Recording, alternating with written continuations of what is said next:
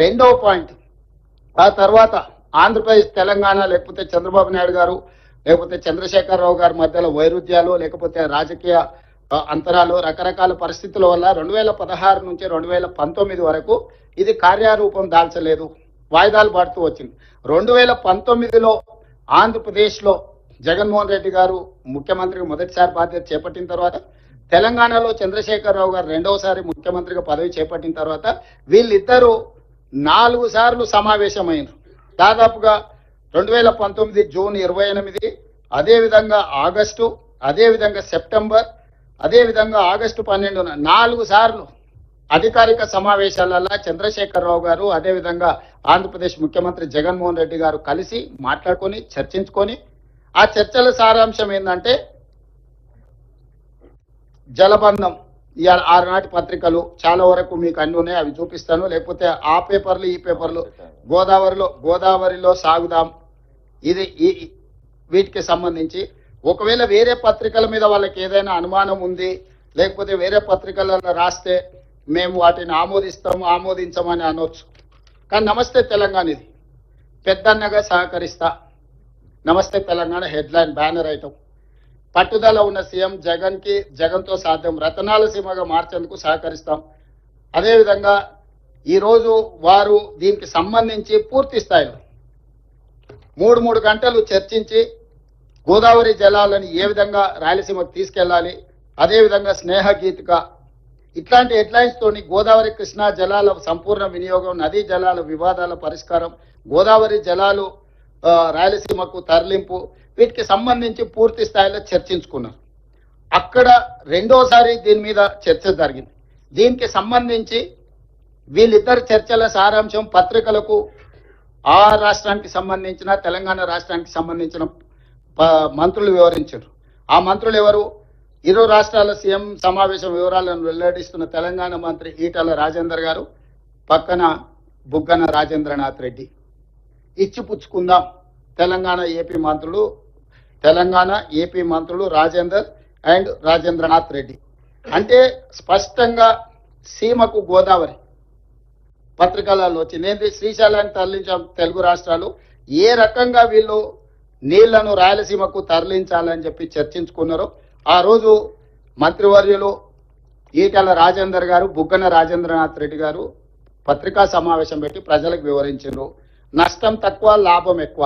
గోదావరి జలాలను రాయలసీమ ప్రాంతానికి తరలించడం ద్వారా, కృష్ణా పెన్నా బేసిన్ కు తరలించడం ద్వారా నష్టం తక్కువ, లాభం ఎక్కువ అని ఇద్దరు ముఖ్యమంత్రులు కూర్చొని ప్రగతి భవన్లో 2 గంటలకు పైగా సమావేశమైన జగన్మోహన్ రెడ్డి గారు, అదేవిధంగా చంద్రశేఖరరావు గారు.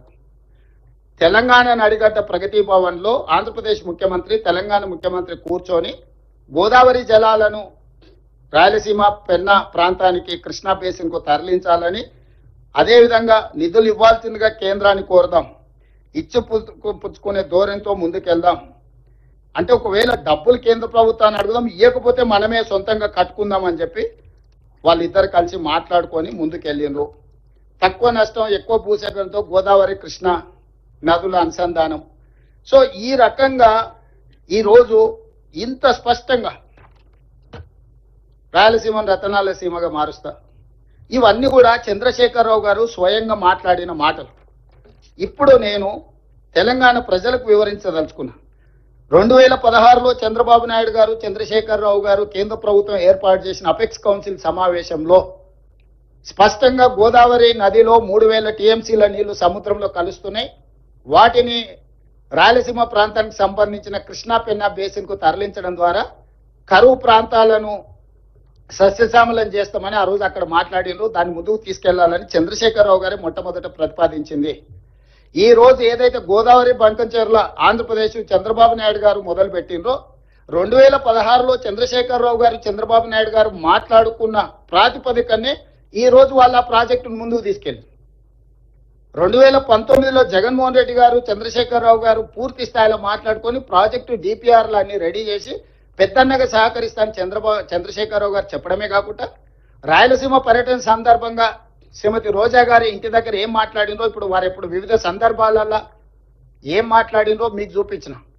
ఇప్పుడు వారు ఇంత స్పష్టంగా గోదావరి జలాలను రాయలసీమకు సంబంధించిన కృష్ణా బేసిన్ పెన్నా బేసిన్ కు తరలించడం ద్వారా రాయలసీమను రతనాల సీమలుగా చేస్తా అని చెప్పిన తర్వాత బేసిన్లు లేవు, భేషజాలు లేవు, మేము కలిసి పనిచేస్తాం, కలిసి ముందుకు సాగుతాం, సమర్థుడైన యువకుడు ఆంధ్రప్రదేశ్ ముఖ్యమంత్రిగా జగన్మోహన్ రెడ్డి గారు ఉన్నారు, నేను పెద్దనగా పూర్తిగా సహకరిస్తానని చంద్రశేఖరరావు గారు చెప్పిండ్రు.